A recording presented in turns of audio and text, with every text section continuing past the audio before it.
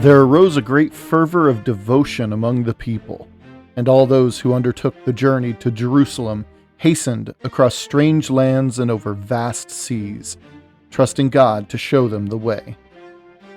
Chronicler Guibert of Nogent, Gesta de Perfrancos.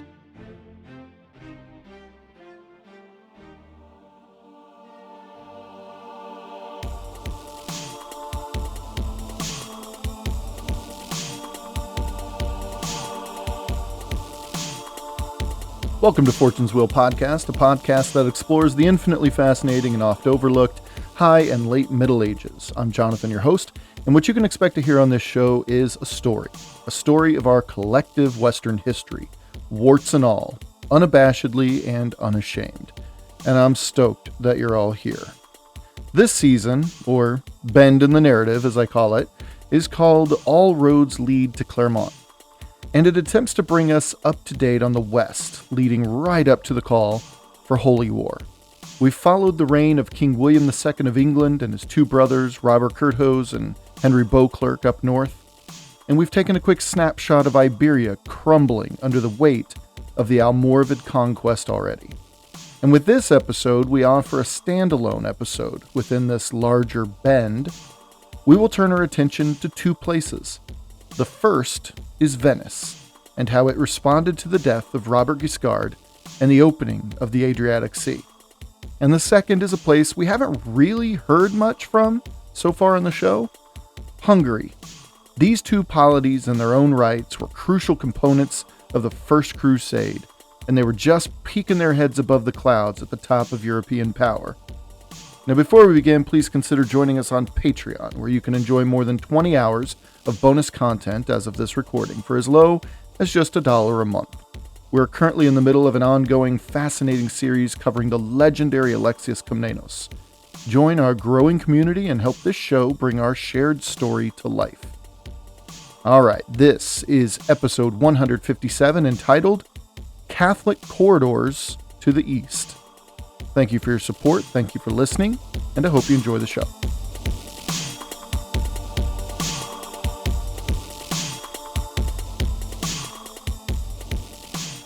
Robert Guiscard. Haven't we heard enough of that guy already? Seriously? There's more? Yes, there is definitely more. If we were to set the stage for the story of the Adriatic on the eve of the Crusade, there's absolutely no possible way to not mention Robert Guiscard, the old wily fox. His impact on the Italian peninsula, on Sicily, and on the Balkans just cannot be understated. He spent his final years ravaging the mountainous southern lands of Europe in a desperate yet still quite dangerous attempt at the crown of Eastern Rome. And he was not one to care much about the collateral damage he left in his wake. After his death in 1085, the Balkans were sewn back up by the Byzantines, but the healing would be long in coming. Though he died with his ambitions unfulfilled, Roman Emperor Alexius I, Komnenos, would emerge much more knowledgeable of Norman warfare, not to mention the Guiscard's eldest son, Bohemond. But that's a story for another time, the Alexius I versus Bohemond saga. That's a story for another time. For our purposes on this episode, we will keep in mind Guiscard's impact on the Balkans when we take a look at the goings-on of the lands to the north, as well as the Adriatic Sea itself. Now, namely, without Guiscard's leadership, Norman influence in the Adriatic weakened dramatically. Guiscard's son and heir, Roger Borsa, retreated back to Apulia to consolidate power and was forced to stay there as that other older son, again, Guiscard's boy from his first marriage, Bohemond, fought to carve out his own polity in Calabria, raising what can generally be described as hell for his younger brother. This massive vacuum left in not only the Balkans, but also throughout the Adriatic in the wake of Guiscard's death, well, this allowed Venice to once again assume power in the region. And though Norman ports along the Adriatic remained serious contenders for trade, the Normans would never pose such a threat to the Balkans again. Well, not for another century or so, but again, I get ahead of myself. So switching gears, The Republic of Venice, already a dominant maritime power as we've seen, well, they took full advantage of this vacuum. Venetian merchants and shipbuilders exploded with their interactions around the Adriatic, though they knew better than to show their faces en masse on the Adriatic's western shores. The back and forth the Venetian fleet had through the 1080s with Guiscard's Normans had soured any potential relationship the merchants could have with those warlords, but they still had the Byzantines over on the eastern shores. Now, we won't rehash the whole Venetians versus the Romans storyline in this episode, but it's worth noting that during the early to mid 1080s, while Guiscard was invading the Balkans and the Venetians were employed by the Emperor Alexius, well, while this was happening, the Venetian fate was moving forward. In fact, in 1082, the dreams of Venice toward mercantile dominance would take a giant leap forward. The Doge, which again is a title of the elected leader of Venice, the Doge at the beginning of the Norman invasion of the Balkans was named Domenico Silvo. When Guiscard returned to retake the island of Corfu, the Venetian fleet had set up shop there already. At first, if you remember, the combined Venetian-Greek naval fleet dealt a massively embarrassing blow to the Norman fleet right off the coast of the city of Cassiope on Corfu's northeast corner, and they would celebrate this victory with great fanfare. Surely the Normans were defeated for good, right? But as John Julius Norwich writes in his phenomenal History of Venice, quote, "Throughout his long career, people had tended to underestimate Robert Guiscard. Invariably, if they lived at all, they lived to regret it." End quote. Now, Guiscard attacks again against all odds, and Anna Komnene records a whopping 13,000 Venetians dead. Doge Domenico Silva had led Venice through one of the city's greatest gifts in its entire history, the enthusiastic appreciation of the Eastern Roman Emperor. While the Venetian fleet continued to churn out ships to throw at the Norman onslaught in the early 1080s, the deal brokered with Alexius Komnenos was unparalleled.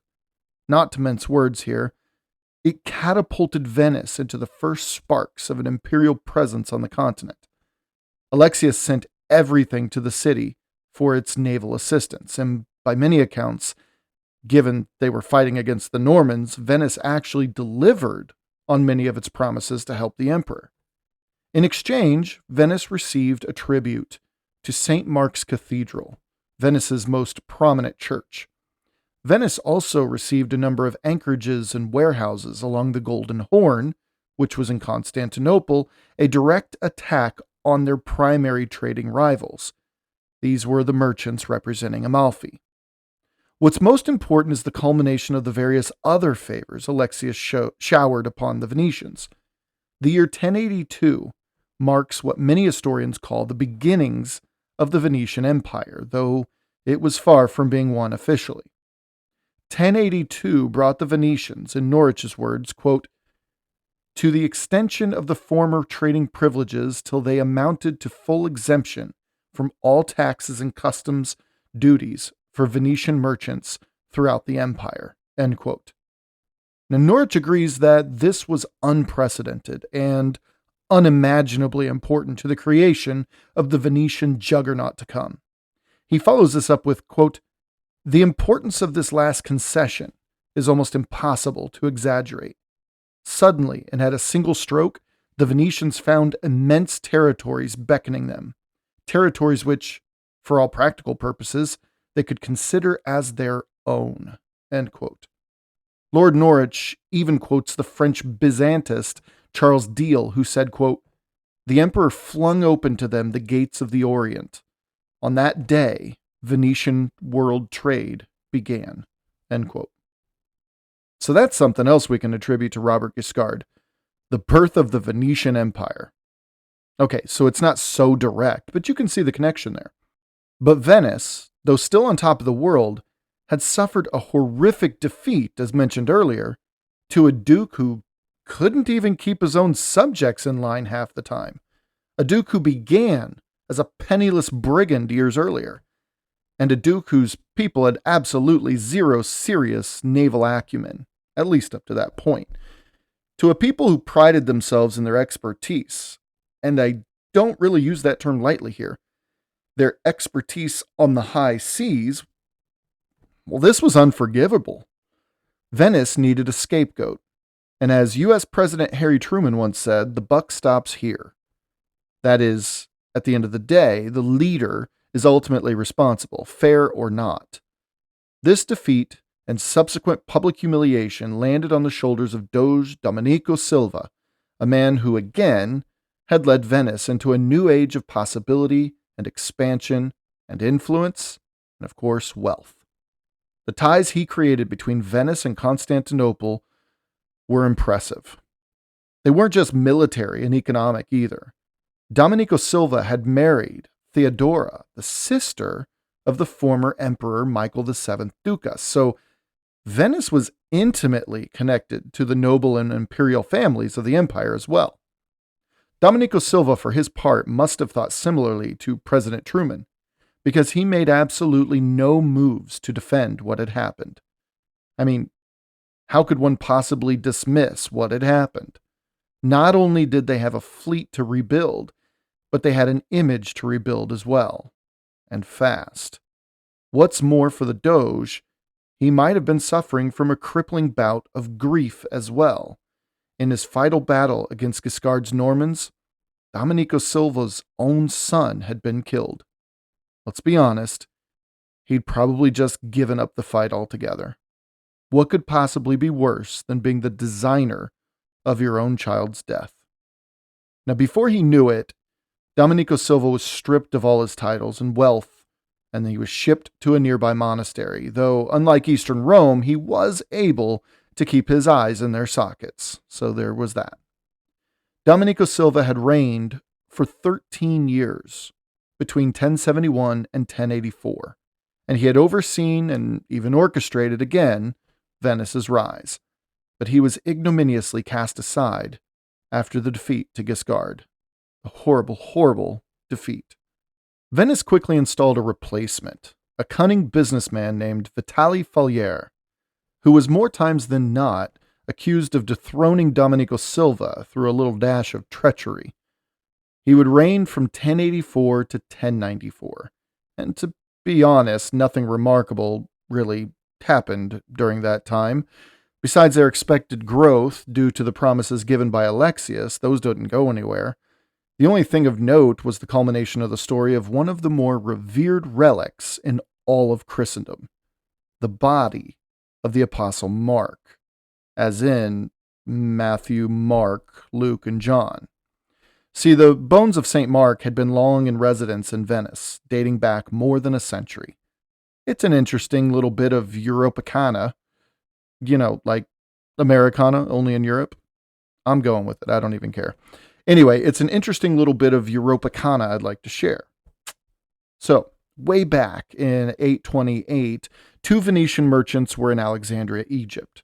Their names were Buona da Malamaco and Rustico da Torcello. I share that because these guys deserve to be remembered for pulling off a heist that would make my college self become paralyzed with envy and admiration. So, Alexandria was held by Muslims at the time, right? Of course. Well, they visit the site of St. Mark's burial, which again was in Alexandria, Egypt at the time. And these two guys hatch an idea. They're going to yoink the bones and take them back to boost the esteem of their home city. But getting the bones aboard was only the first issue. They had to contend with customs officers who checked every ship to come in and leave the port. They decided, in a stroke of genius, to hide St. Mark's bones under a full shipment, get this, of pork.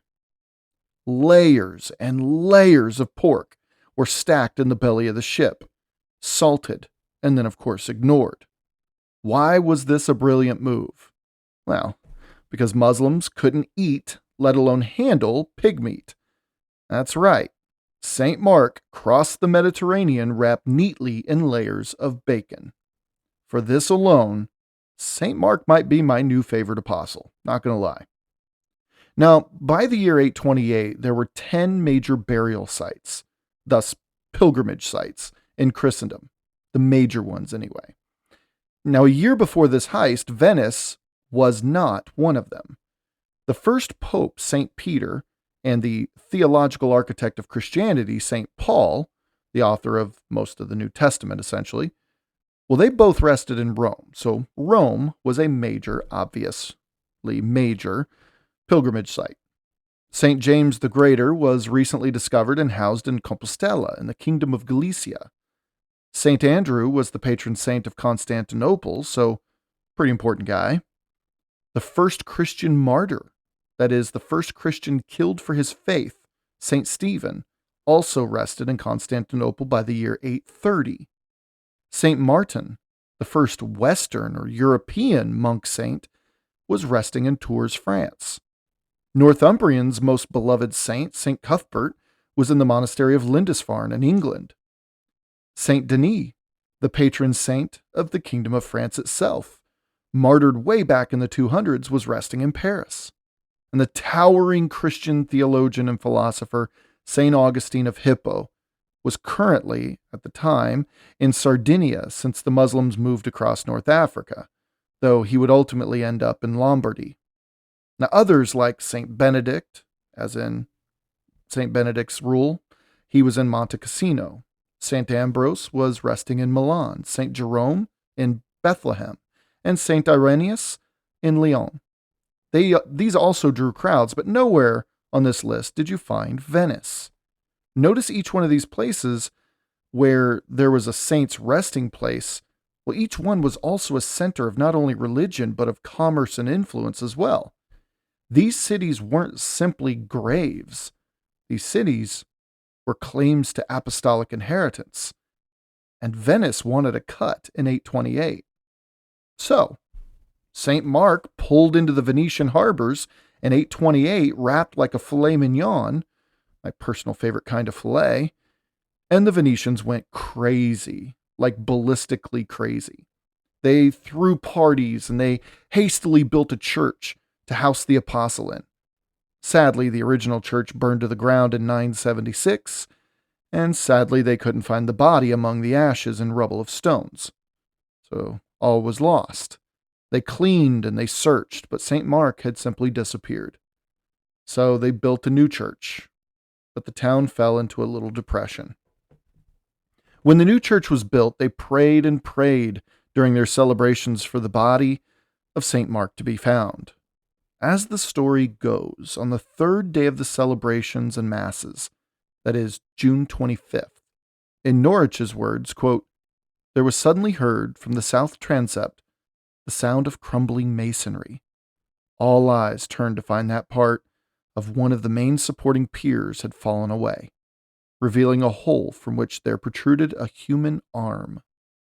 It was immediately recognized as being that of the evangelist, whose body was now, amid scenes of great jubilation, removed in toto from its hiding place and reburied in the crypt."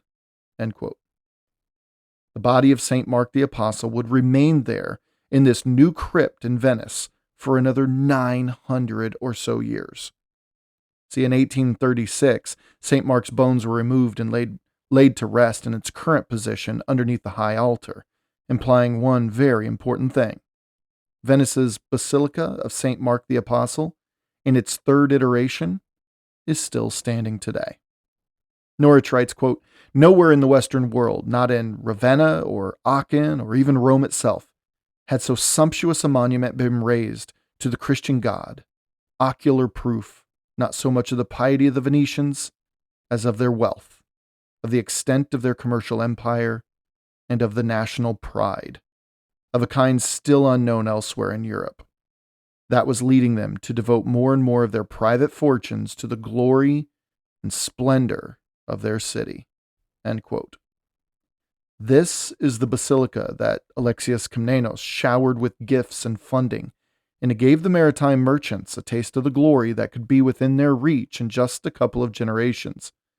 The Venetians were eager to get to work under their new doge, Vitali Falier, but it was less Vitali Falier's doing and more the doing of the regular merchants and sailors that solidified the Venetian strategy going forward. For the next 10 years, from 1085 to 1095, Venice was quietly sailing the waves of the Adriatic and quietly sailing around the Mediterranean, making deals, expanding their enterprises to new ports, and cementing their relationship with the Emperor of Eastern Rome himself. A quiet campaign of expanding their influence within Constantinople, pushing back against their chief rivals to the cities, the Amalfitans and the Pisans, as well as locking down ports up and down the eastern Adriatic along the Dalmatian coast and as far south as Corfu. This was the campaign waged by Venice. They policed the Adriatic waters with increasing intensity, much to the chagrin of both the Normans and the Dalmatians. There wasn't a campaign of martiality. Theirs was a campaign of wits, of commerce, of negotiation. Though still churning out a stout and dangerous navy, Venice began to see success in the Middle Ages in a new light. Let's look further east now, toward a place we will spend plenty of time as the show moves through the Middle Ages, but one we've just touched on briefly in the past already. Hungary. In short, Hungary was a rather large swathe of land that resembled a shape relatively close to today's modern nation of Hungary. Hungary's been somewhat of a stalwart for the better part of 1,000 years, and the thing that seems to stand out to me about Hungary is the fact that, though it certainly has its own rich history, of course, its own heroes, its own villains, its own myths and legends, of course, right? But it's also a place that seems to have been at the crossroads of many cross-continent migrations, many crusades, many campaigns, and many conquests. It will only continue to be so as we move forward in our medieval story as well. In short, Hungary is crucial to the West's story, and it's vital that I take a few minutes to showcase this amazing kingdom, at least in the 11th century, that is, for you all, as many a crusader will cross these lands in the 1090s. As for 11th century Hungary's personality, well, it was kind of like your introverted neighbor who got along with others just fine, had a good reputation, enjoyed his own encompassing fences, only to one day, without a single warning sign, tear down his white picket fence, raise his own 7-foot-high cinder block wall around his property, and then convert the other neighbors to his own religion. No one really says anything at first. Everyone pretends not to notice. But all of a sudden, like out of nowhere, before you know it, everyone around you's been converted. Everyone's torn down their white picket fences, and everyone's property is included in that same 7-foot-high cinder block wall. And there you are, innocently repainting your waist-high wooden fence on a beautiful spring morning. So, what does that mean? Well, by the late 1080s, Hungary, out of seemingly nowhere, began reshaping the southeastern European map. Watching the Eastern Roman Empire decline over the entire century, watching the Germans continue to bang their heads up against the Italian brick wall, and then turn their attentions periodically to the rising Polish kingdom to their east, watching Robert Guiscard and the Normans ravage Greece in a bid on that weakened Eastern Roman Empire, and watching Venice get launched to the stratosphere of Mediterranean trade. So watching all this happen, Hungary was right there, seeing it all played out, and they knew that their first step was to get a piece of that commerce. They had to. They had no other choice. If you remember, the Via Egnatia ran from the eastern Adriatic coastline all the way across the mountainous Balkans to Constantinople. It was a major thoroughfare, almost an extension of the Silk Road itself. Well, from the Via Egnatia, Hungary actually had a major thoroughfare that branched off from the Via Egnatia, and it ran through Hungary north into all the markets of Germany, of Poland, and even beyond. But with Venice doing what they were doing and doing it so well between like 1080s and 1090s, with Venice diverting much of that trade into the Mediterranean shipping lanes, Hungary knew there was only one option to continue its prosperity. Hungary needed access to the Adriatic, and the only somewhat attainable lands and ports were quickly being swallowed up by Venice. And those were the ports along the Dalmatian coast. Hungary needed to act like fast. Enter King Ladislaus I.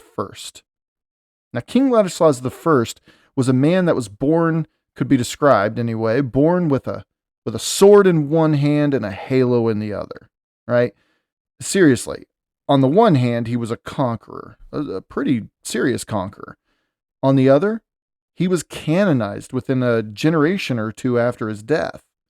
Now, to be fair, Hungary had been an official Christian kingdom for the better part of the 11th century. Christian, by the way, Catholic, right? When King St. Stephen was crowned by the Pope earlier that century. Hungary, for all intents and purposes, extended the Latin Catholic further east toward Eastern Orthodox boundaries. When Ladislaus I took over in 1077, Hungary was still largely pagan. In fact, it's safe to say that its cities were patchy at best, while its rural areas were clinging to the old ways. King Ladislaus I intended to be more than a figurehead for both Hungary and Christianity itself. He intended to mold, sometimes at the sword, the Huns and the Magyars into a cohesive Catholic kingdom, down to the very last farmer. Passing strict laws enforced the practices of Catholicism throughout the realm. Mandatory church attendance, penalties for continued paganism practice, and non-negotiables regarding everything from marriage to murder. These legal codes were not to be tested or trifled with either. Loss of limbs, loss of families, loss of jobs, even lives were regular occurrences in the 1070s and early 1080s throughout Hungary. And the Hungarians were quick to take note of this. In addition to these legal reforms, Ladislaus I went on a building spree like Oprah Winfrey giving away new neck pillows. You could get a church, and you could get a monastery, and you could get a bishopric. It was like a medieval McDonald's, like religious institutions on every street corner, you know? Ladislaus encouraged and incentivized monks to come to Hungary, to join existing institutions, or even to create new ones. We have to remember, monasteries were like the Buckies of the Middle Ages. If you traveled, then you most likely stopped there for a rest, for a little peace, and, of course, a safe place to rest your head. And with this came conversation. Monasteries were hubs of information on the internet-like highways of Europe. Ladislaus knew this, and he tapped into this, making Hungary a pivotal and even sought-after kingdom to pass through on one's journey to and from the east. More than that, though, where there were monasteries, there were most likely populations right outside of them. This allowed Hungary to expand its agriculture, its education, its commerce, and even its reliable tax collection centers. During his reign, King Ladislaus I was a towering figure in Hungarian history. Though his legal reforms enforcing Catholicism may seem draconian to some, forced conversion, active hunting down of pagans, etc., etc., part of today's tight-knit Hungarian nationalism, one could argue, started to get pulled together during Ladislaus' reign. But he wasn't just a tyrant about it. Ladislaus, by all accounts, seemed to embody what he wanted his people to convert to. Ladislaus was gushed over by the chroniclers, both contemporary and otherwise, for his piety, his chivalry, and his sense of justice, not to mention his steadfast belief that the Kingdom of Hungary could come together to be a force to reckon with in the wider medieval world. He was very tall, very fearsome, and he had a striking image of a medieval king that we think of today. And this was Ladislaus' reign between 1077 and 1091. And by 1091, Hungary was a well-oiled and, all things considered, much, much more cohesive thing. Was it perfect and peaceful? Of course not. But could it put a united front to the world? You better believe it.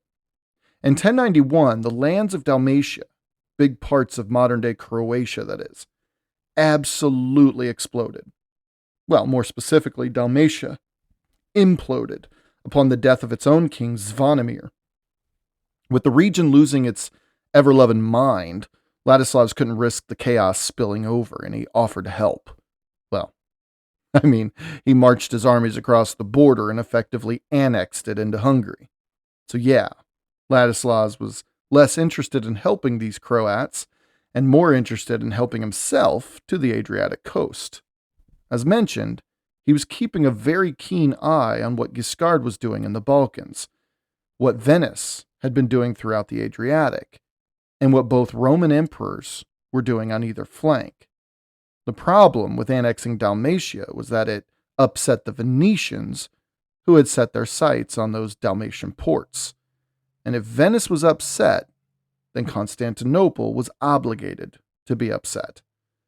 What's more is that King Ladislaus and his Hungarians were also holding off the perpetual threats against their eastern borders from the likes of the Cumans and the Pechenegs, nomadic raiders who treat borders like polite suggestions.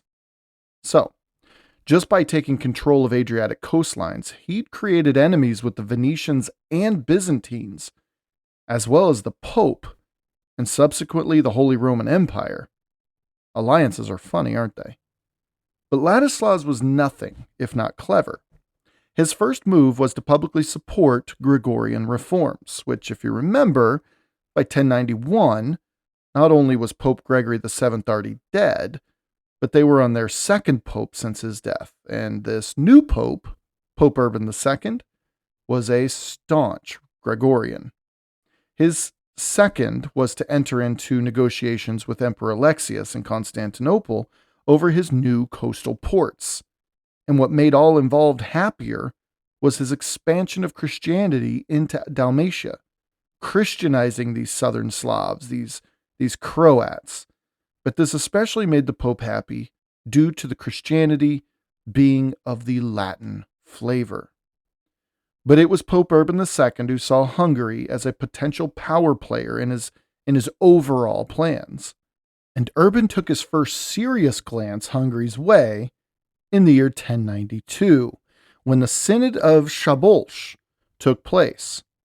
It was a Hungarian church council in which Ladislaus' legal reforms were challenged, realigned, and given new enforcement across the kingdom. Paganism was officially outlawed. The king recognized the weight of the church authority over the lands it occupied, and even the rules guiding Benedictine monks were tightened.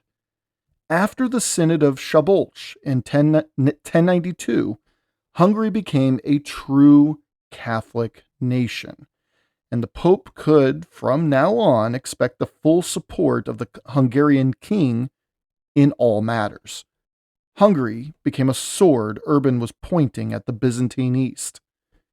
The next year, in 1093, those polite suggestions the Cumans and Pechenegs called borders ruptured under the weight of the outsiders pushing inward, and Hungary was laid bare in its far eastern regions.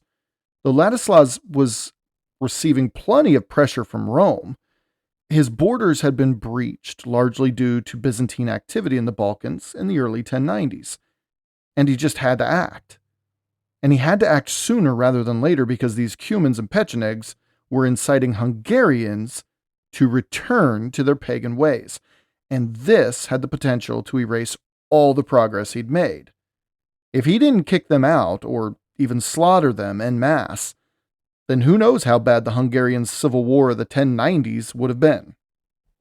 Now, one thing's for sure, Hungary would not have played the role it did in the upcoming First Crusade, had the Cumans and the Pechenegs not been dealt with when they were. But the real threat was looming, as it always does. By mid-1094, King Ladislaus I was an old man. He was increasingly ill, and he had begun to slow down. His attentions pulled inward towards securing a succession upon his death, and he trusted his generals to the invaders. Side note, those generals honestly did a pretty good job, and the borders were quickly secured. But Ladislaus didn't have an heir apparent to speak of, so though the succession was a sort of a sloppy handoff, his nephew, Clermont the book lover, my kind of guy, became the chosen successor. Pope Urban II was acutely aware of the goings-on in Hungary in 1094, and this succession was key to his overall plans. Should the old king die, Urban required a smooth transition to keep Hungary intact. Almost exactly 1 year later, on July 29, 1095, the great King Ladislaus I of Hungary died.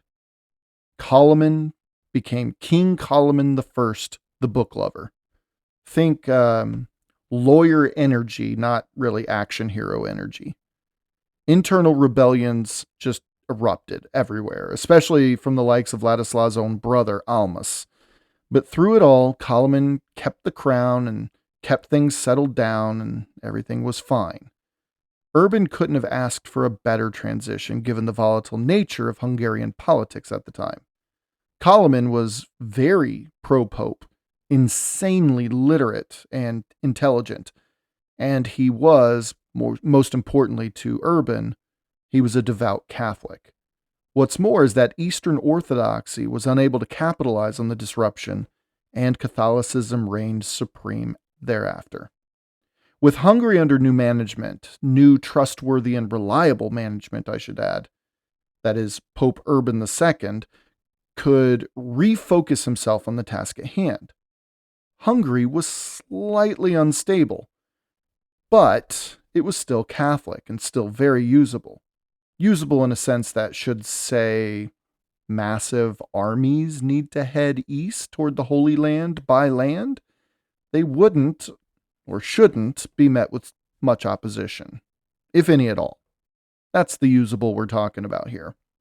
Under Ladislaus, and now Clermont, Hungary transformed from an internal wild card within Catholic nations to a crucial logistical and political piece on the papal chessboard. Hungary evolved from a backwoods region to a full-fledged Catholic corridor, a road, a buffer, a reliable and supportive supply chain. Without Hungary, who knows what future crusades would look like? With Hungary secured for all intents and purposes by November 1095, Urban had preached his way through France, and he arrived in a little town in the south of the kingdom called Clermont. The First Crusade is nearly upon us. The people of Europe would make a choice: head to the Holy Land by foot, or head to the Holy Land by boat. And it was the works of Venetian sailors and Hungarian troops who would pave both ways to make the trek toward crusade, all things considered, a much smoother trip. Both the lands of Hungary and the Adriatic Sea became critical corridors for the events to come. Thank you for listening. Until next time.